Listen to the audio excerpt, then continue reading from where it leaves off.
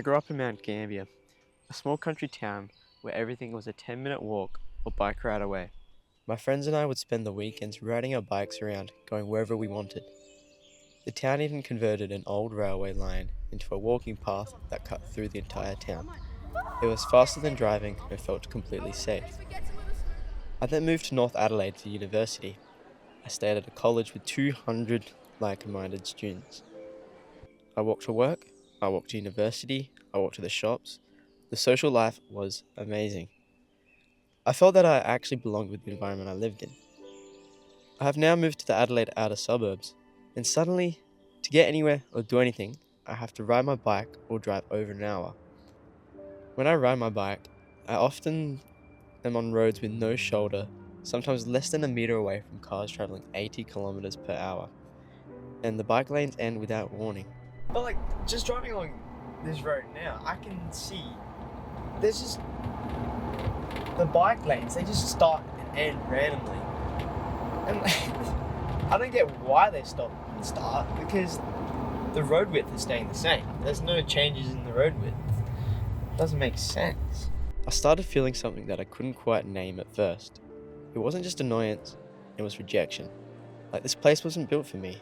It wasn't built for my body. One thing that I learnt in architecture is that buildings in space don't just hold people. They shape them. The way light filters through windows, the height of ceilings, the width of footpaths. All of it communicates something to the people experiencing it. It tells you whether you are welcome, whether you matter, whether you belong.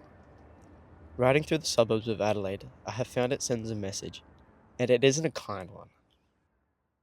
Act 2. The problem. This is Tea Tree Plaza, one of Adelaide's largest suburban shopping centres. Coming here recently shocked me. There are barely any footpaths connecting it to the streets around it. There are limited safe pedestrian crossings and very little bike infrastructure. I spent over 15 minutes looking for a bike rack and found exactly one across the entire centre. One measly little rack, compared to 4,200 car parks and another 1,200 at the nearby bus interchange. This place and the suburbs around it are designed and built with one thing in mind: cars. So, if you don't have a car, this place just wasn't made for you. Comparing this to the Adelaide CBD, everything there is a 10-minute walk. You can find food, work, parks, medical care, public transport, everything. Colonial William Light designed the city in 1837, surrounding the centre with parklands he called the lungs of the city. The design still holds up well today. Walking through the streets, I see and feel life. People walking, eating, exercising, and stopping to have a chat. The suburbs that grew around it weren't planned with the same care, and it shows. Urban theorist Jane Jacobs described what has happened across the 20th century as a symbiotic relationship between the car and sprawl. More cars means more roads means destinations spread further away. Further destinations mean, yup, you guessed it, more cars. This loop continues and has made society so dependent on cars, and I find it quite sad. After the Second World War, suburbia was sold as the dream, a step up from the dirty, crowded city. But with that, cars became a symbol for freedom and progress. But I think that instead of building freedom and progress, we built separation. Cities and suburbs separated from each other and from the people living within them. Act 3. Ethical analysis. Urban design looks like a purely technical question. Roads go here, shops go there. Let's put a park here. But every single decision contains an ethical question beneath it. Who gets access to what? Whose safety matters? These decisions are really asking, what kind of community do we actually want to build? At the center of this, I'd call the ethics of car dependency. The idea that the way we've built our suburbs isn't just a planning choice, but an ongoing ethical decision about who gets to belong, move freely, and live well. Consequentialism judges actions by their outcomes. What are the actual results of building suburbs this way, and who benefits? Car-dependent design produces real measurable harm. Less physical activity leads directly to worse health outcomes. Social isolation is another, the kind where you never walk past a neighbour and never have those small familiar conversations. Research consistently shows that walkable communities produce better mental health, stronger social trust, and greater civic engagement. There are many people who cannot use a car, the elderly, kids, and people who cannot afford one. This is a significant part of society. The current suburban design makes life harder for all of them. A limitation of this view is most residents do have cars, so you could argue that the design works fine for the majority. This is where virtue ethics becomes useful. Virtue ethics asks a different question. Not what the outcomes are, but what kind of people and society this design shapes. Aristotle's idea that virtue is built through practice, and you become courageous by practicing courage. You become generous by practicing generosity. This idea scales up. Cities aren't just a place where people live.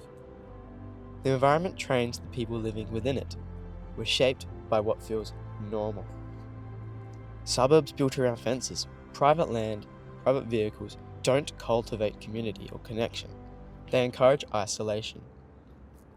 You move from a private box on private land into a private car without ever encountering or making eye contact with another person. Over time, this becomes what people expect from life.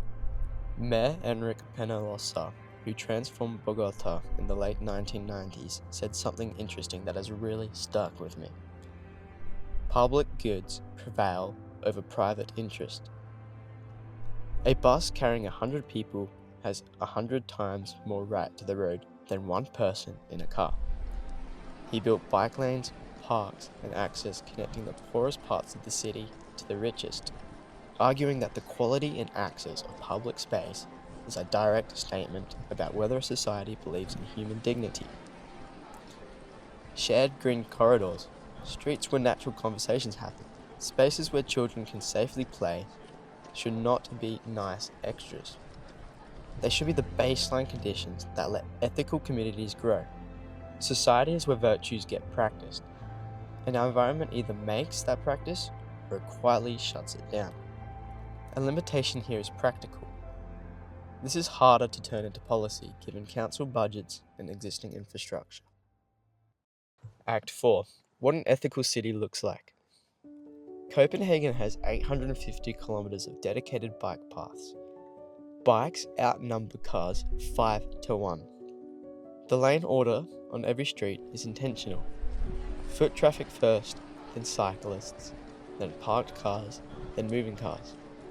This protects pedestrians and cyclists, but also communicates that you are safe and that you belong. Bogota built hundreds of kilometers of cycling paths and heavily invested in its poorest neighborhoods. The logic was straightforward. Public space is an equalizer. If you want people to feel like they belong and that they are equal, the environment around them has to show it. I experienced something similar in Mangamia, an old abandoned railway line that was transformed into a green, inclusive corridor running through the center of the town. It was free, safe, and genuinely a fast way to travel around. This is the kind of infrastructure that creates encounters between people who otherwise would never cross paths. Adelaide is making progress with this. The 30-year plan for Greater Adelaide commits to increasing active transport by 30%, and the cycling network around the CBD has grown. That matters, but the work needs to happen where dependency is greatest and most harmful: the outer suburbs. 3 interventions to encounter meaningful change. At a state government level, making active transport infrastructure mandatory for all new suburban developments. This includes footpaths, protected bike lanes, and safe crossings. At a local council level, an audit of existing suburban streets for pedestrian and cycling safety should be a high priority. introducing protected bike lanes on wide high-speed roads to improve safety. Also converting disused land into green shared corridor spaces. On an individual and community level, showing up to public consultations on local planning, and also using existing infrastructure to demonstrate demand by walking and riding wherever possible.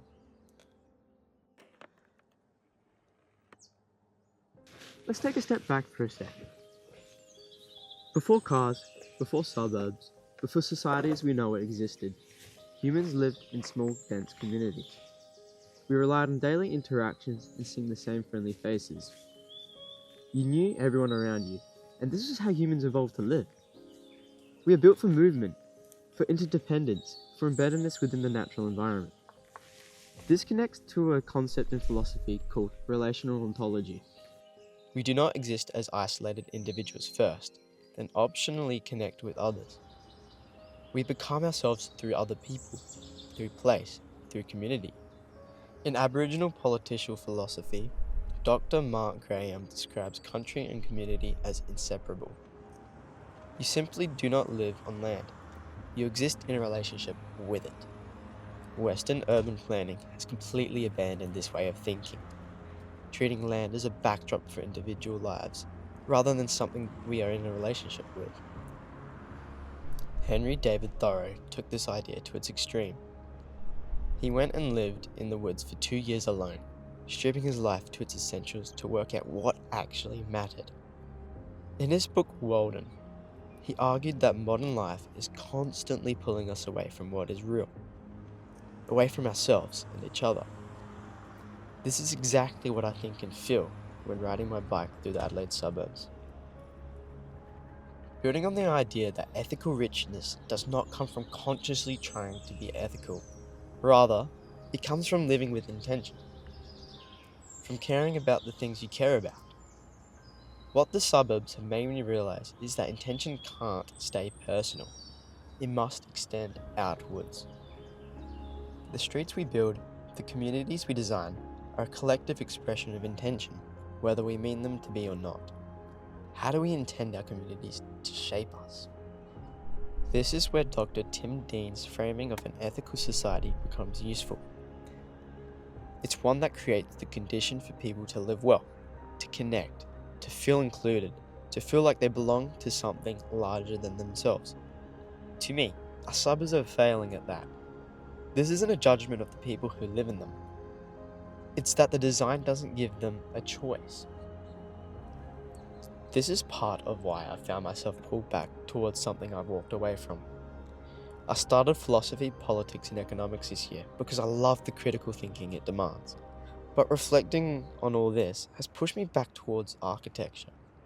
What I loved about architecture was the idea that the way we build things changes the way people feel. Think of a church with soaring ceilings and flooding natural light. These aren't just aesthetic choices, but psychological ones, making people inside feel a part of something larger than themselves. This is what good urban designers do. They don't just move people from A to B. They shape how people feel about themselves, each other, and the places they live.